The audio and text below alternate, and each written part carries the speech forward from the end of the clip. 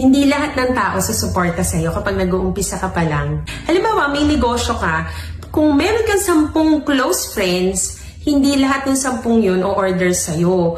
Or even your relatives, hindi lahat sila nandyan para mag-avail ng produkto mo. Hindi dapat sumama yung kalooban mo because this is reality. Ganun talaga kapag wala ka pang napapatunayan.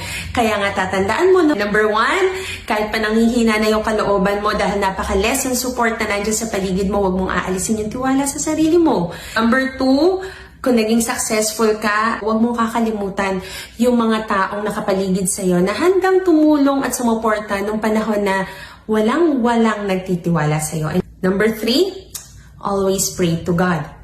Pray to say thanks or pray to ask for strength para mas makita mo pa kung ano yung redirection niya sa life mo. Dahil minsan, hindi yung plano natin yung nasusunod but His will and His plan.